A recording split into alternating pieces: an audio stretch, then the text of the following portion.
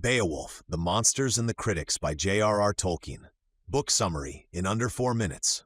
J.R.R. Tolkien's Beowulf, The Monsters and the Critics is not a fantasy novel, but an influential literary essay that changed how many readers and scholars approached the Old English poem Beowulf.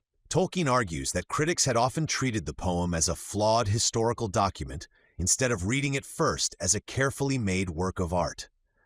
Before Tolkien's argument, many scholars valued Beowulf mainly for what it revealed about Germanic history, pagan culture, folklore, language, and early medieval society. Tolkien does not reject those interests, but he believes they miss the poem's central achievement.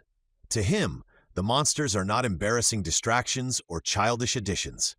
Grendel, Grendel's mother, and the dragon are essential to the poem's structure, meaning, and emotional power. The essay's key idea is that Beowulf is about mortal courage in a world where defeat is inevitable. The hero's battles against monsters are not random adventures. They dramatize the human struggle against darkness, chaos, age, death, and the limits of earthly glory. Beowulf's youthful victory over Grendel and his later final struggle with the dragon give the poem a balanced shape. The rise of heroic strength, and the sorrowful knowledge that even the greatest warrior cannot escape death forever.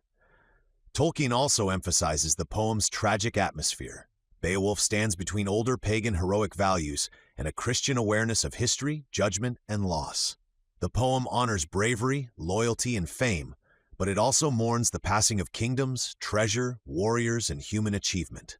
This combination gives the work its depth. It is not merely a monster story, it is a meditation on what courage means when every human life ends. A major theme of Tolkien's essay is literary fairness. He warns against judging a poem only by what modern readers wish it had been. Beowulf is not a classical epic, a pure history, or a simple folk tale. It is its own kind of poem, and its greatness depends on the fusion of myth, elegy, heroism, and mortality. In real-world terms, Tolkien's argument encourages readers to approach older works with humility before deciding they are primitive or poorly made. The essay also helps explain Tolkien's later fiction.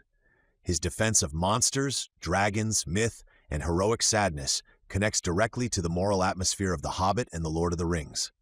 For Tolkien, fantasy creatures are not decorative. They can carry serious emotional and spiritual meaning. A dragon can represent greed, ruin, and death. A monster can reveal what civilization fears. Overall, Beowulf, The Monsters and the Critics is a landmark work of literary criticism about how to read mythic literature seriously. Its deeper message is that stories of monsters can express profound truths about human courage, time, loss, and the desire to stand firm against darkness. Tolkien turns Beowulf from a historical artifact back into a living poem, arguing that its monsters are not weaknesses, but the very reason its vision endures.